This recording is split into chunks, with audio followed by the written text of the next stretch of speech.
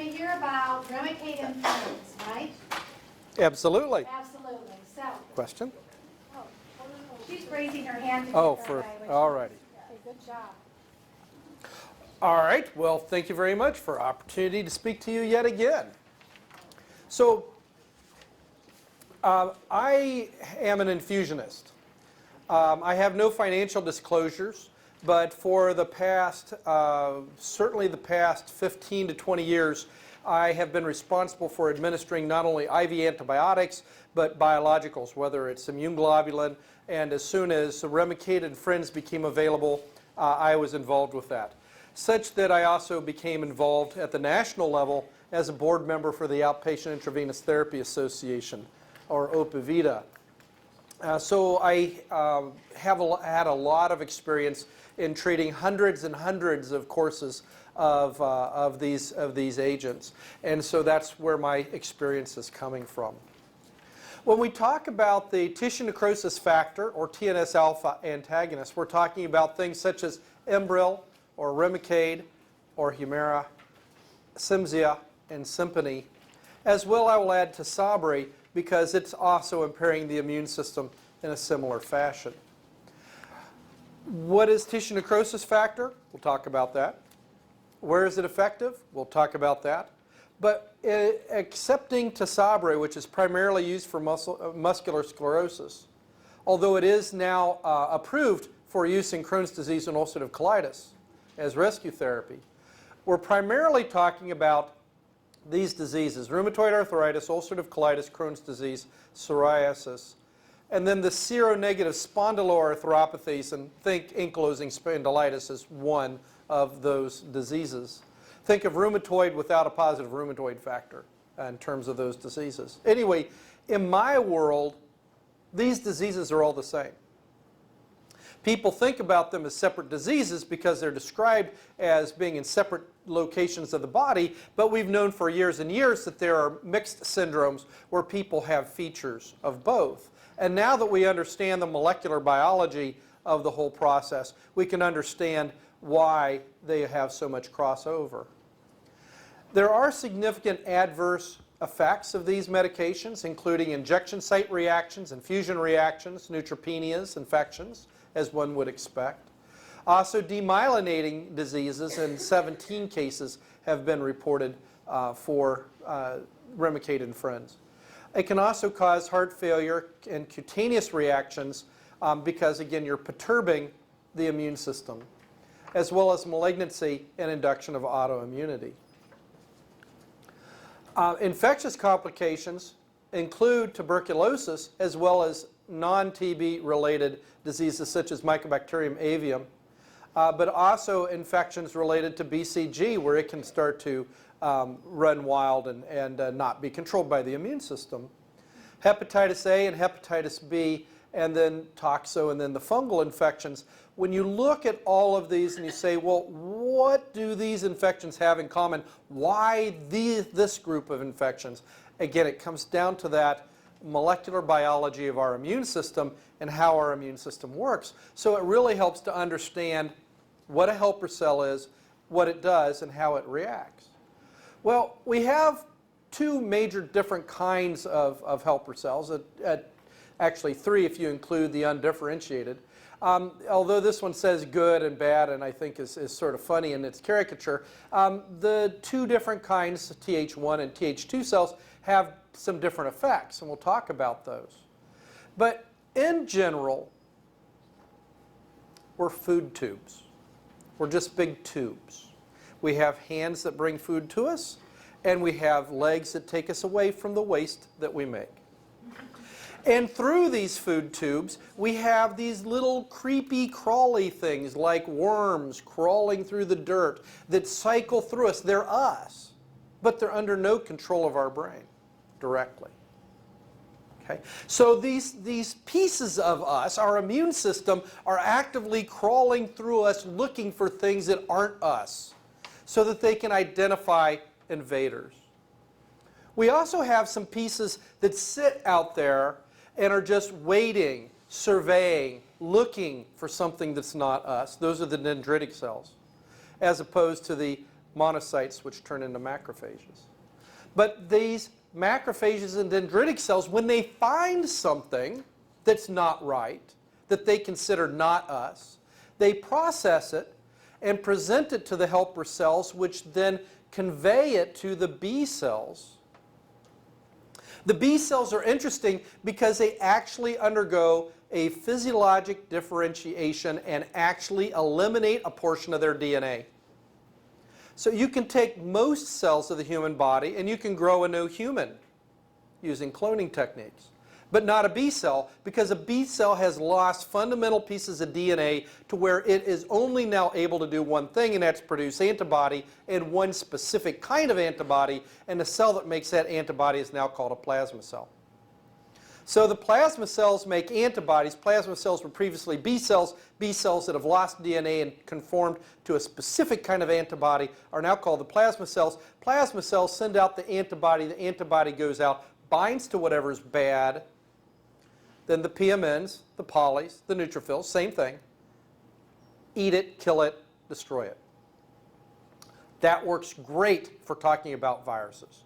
That works great if we're talking about bacteria. That's not so great if they mistakenly pick up tissue from our joints or from our skin. So the helper cells are T0 is the undifferentiated cell. Then there's the Th1 and the Th2. The Th1 are very aggressive, antiviral, antifungal, antibacterial. They promote cytotoxic T cell development. They are anti-tumor cells. I always thought, as I learned about, and I'm just a junior immunologist, okay, but as I learned about this, I thought the worst thing in the world is going to be to see a rheumatoid patient with hepatitis C. Because when I use the drugs to treat hep C, it's going to stimulate their rheumatoid arthritis. And the fact of the matter is, in 20 years of practicing infectious disease and treating hepatitis C over thousands and thousands of patients with hep C, I have yet to see the first patient with rheumatoid arthritis who has hepatitis C. So the silver lining of this disease is you don't get hepatitis C. The downside of having Th1 cells, am I still? You're on. You're on. Well, says on. Battery. Ooh, battery bad. Shall I just talk really loud? That be all right?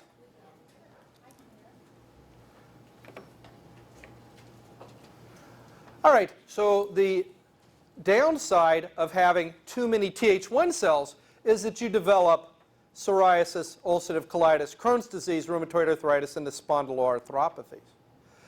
Now, what about these Th2 cells? They must be better, right? Well, okay, the downside here is that you develop lymphoma and skin cancers. So there has to be a balance in the body, and for one reason or another, something can perturb our balance, shifting the ratio of Th1 to Th2 cells. And interestingly, once you become a Th1 cell or once you become a Th2 cell, you might not stay there. Depending on the chemical milieu around those cells, you may actually convert from one to the other. So that can happen. It's also interesting that the Th2 cells are primarily responsible for antiparasitic activity, and so they, again, have a major role in preventing that, but increases, thank you very much, are associated with atopic dermatitis and asthma.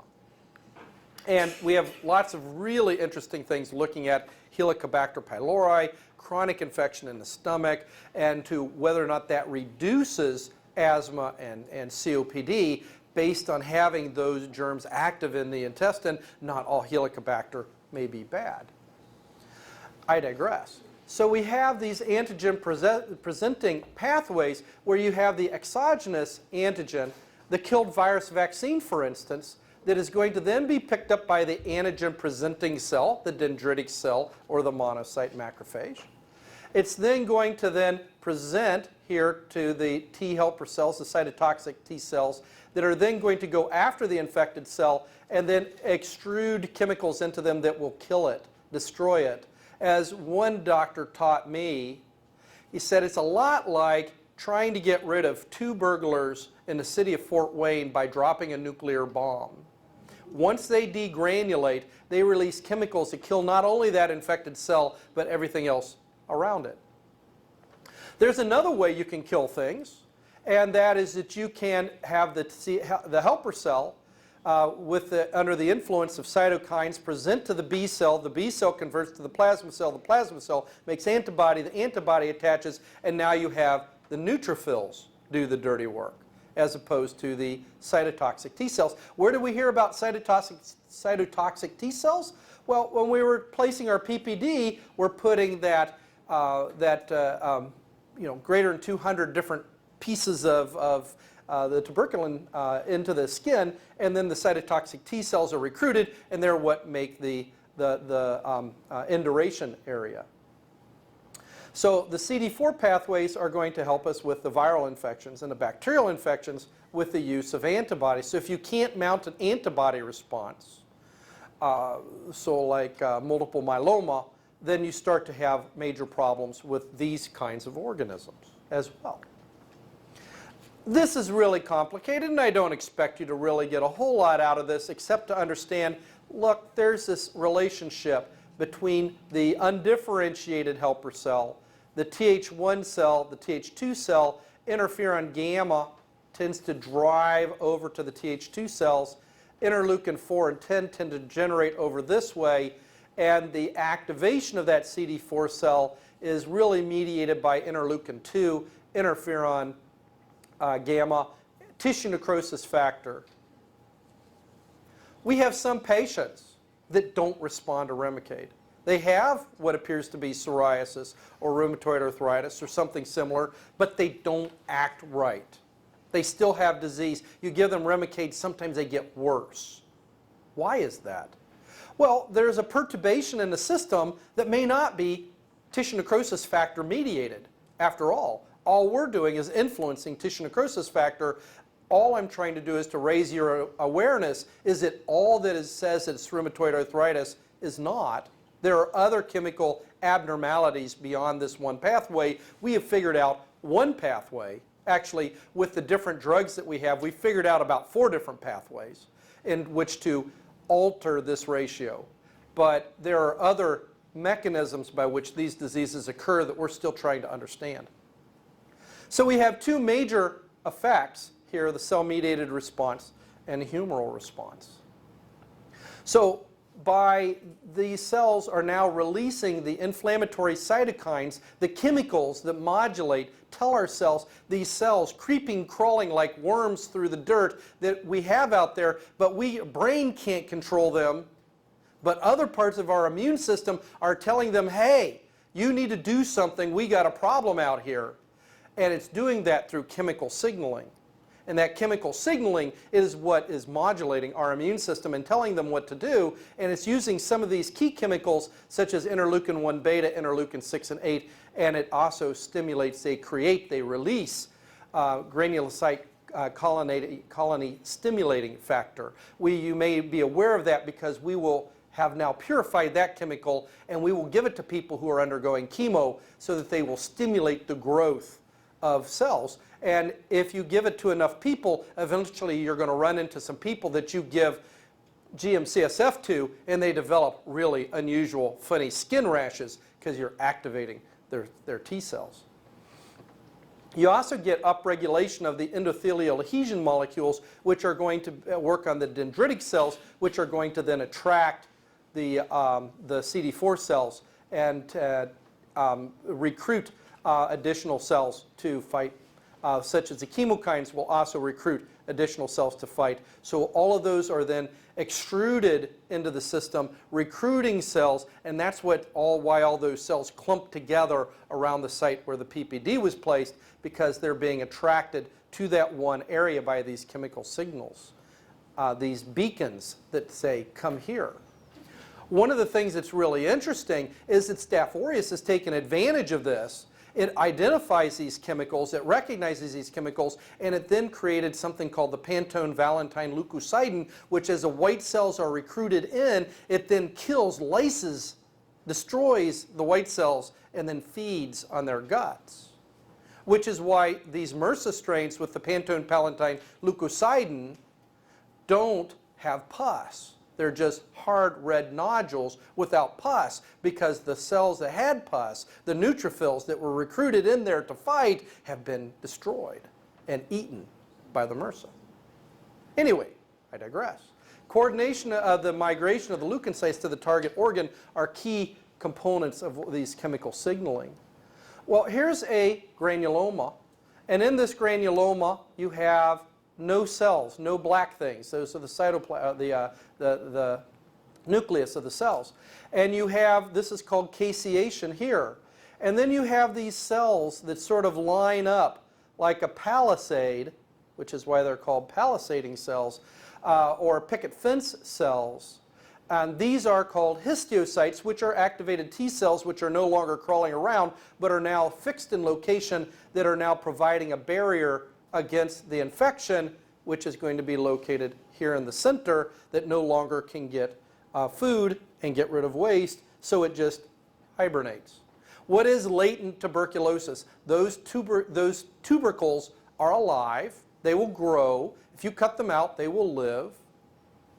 Anybody ever been to Mammoth Cave? Did you take the tour where you went down to the old TB sanatorium? Yeah, they won't let you do that anymore.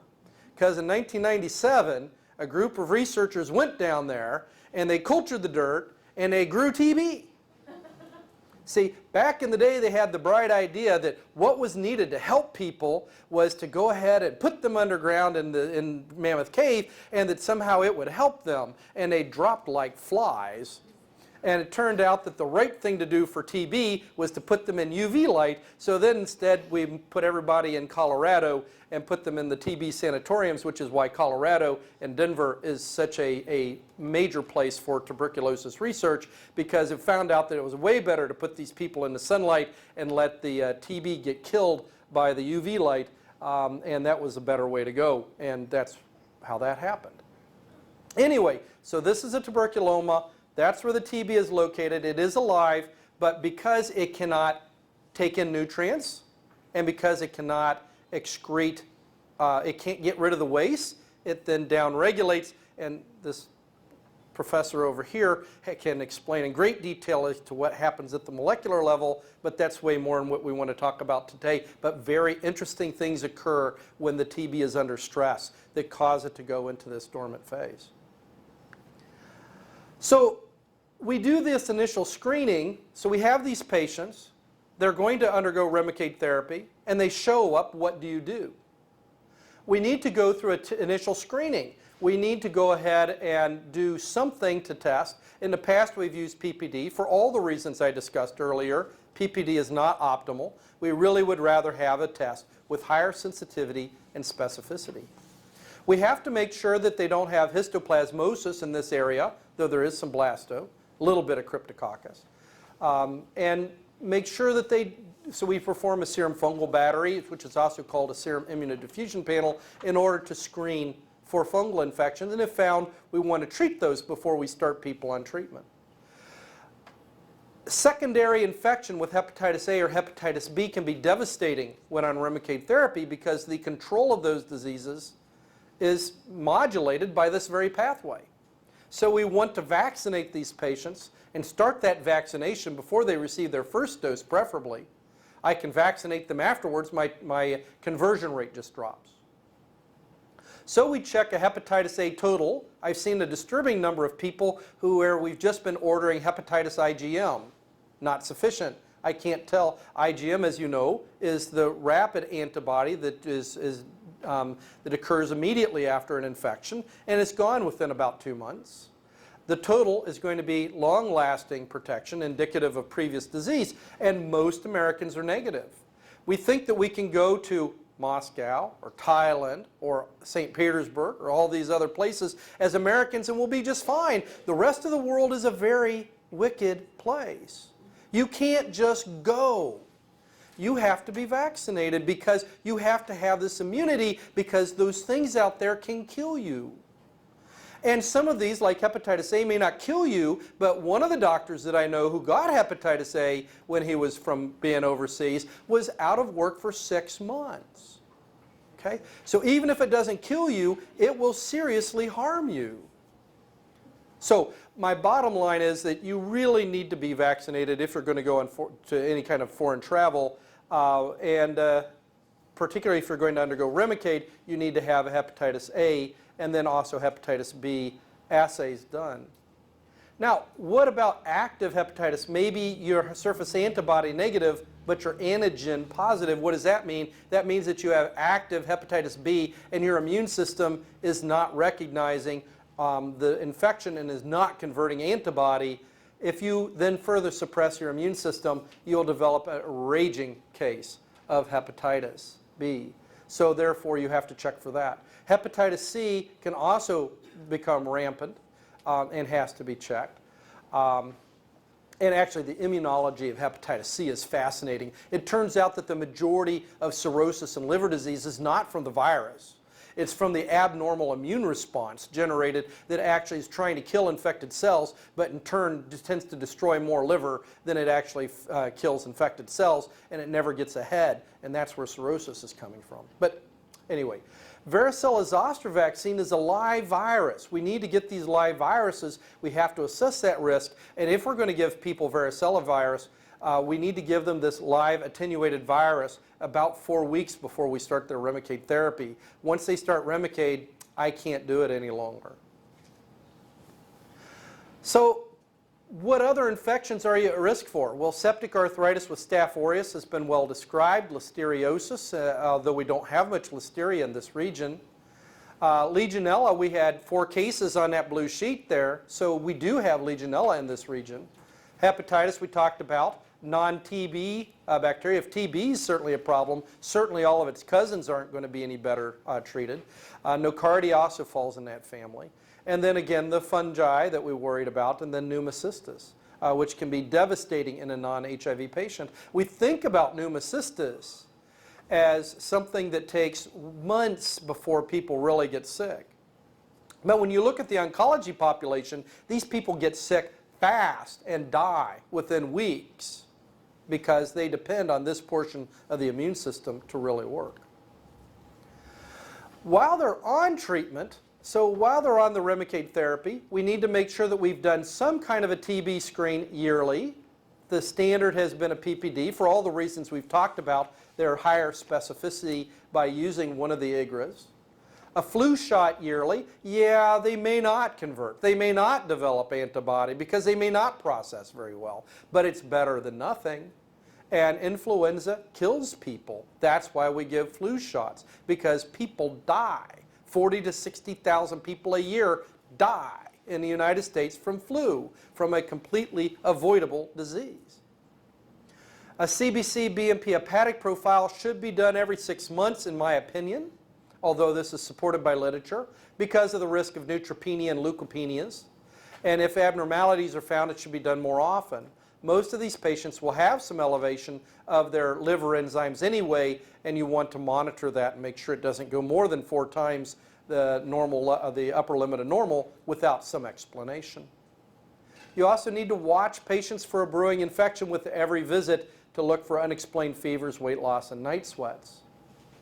And also check labs more often, as I have one patient, I know she's infected somewhere because she's not right. She knows I have changed. I depend upon my Remicade, but something isn't quite right. She's got my cell phone number. It's when you get bad, when something becomes more obvious, you call me because something is brewing. You should not be having 100-degree temperatures. It's not normal for you. So what are the controversies? Well, one of the controversies is what to do about HPV vaccination.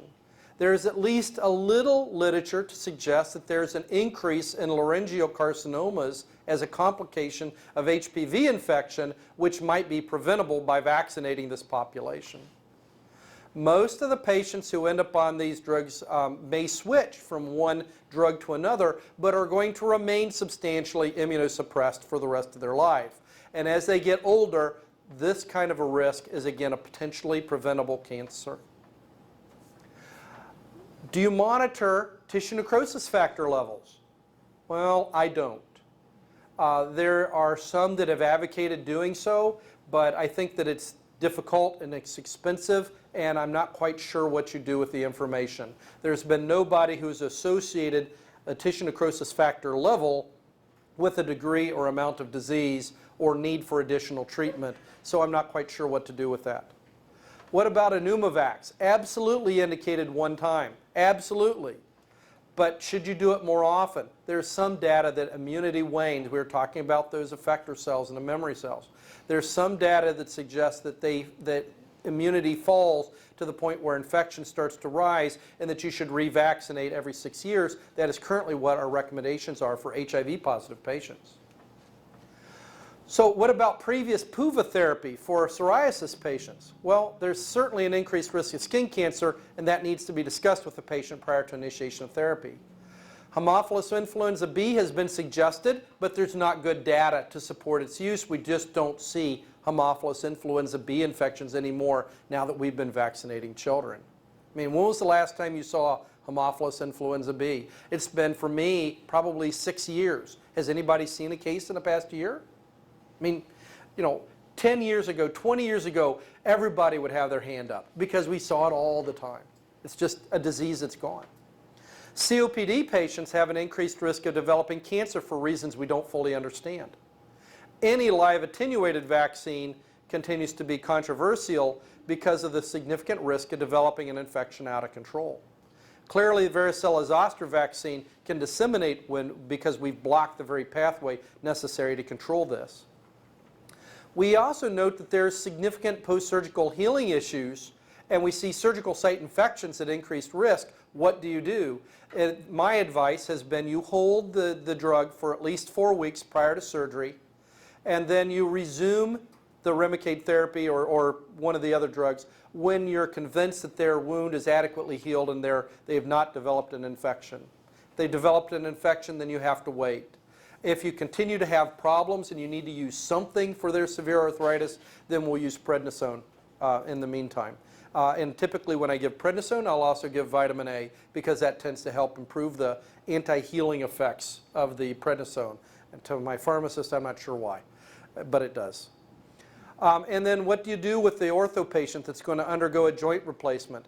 My advice is that we wait 4 weeks until we stop the Remicade at least 4 weeks prior to the operation, and then we wait at least 4 weeks after the operation before we resume therapy. And they have to have evidence of reasonable healing. What happens if TB occurs while on TNF inhibitor therapy? It's very clear that the TNF inhibitor must be stopped until the patient has clear evidence of improvement and containment of their infection.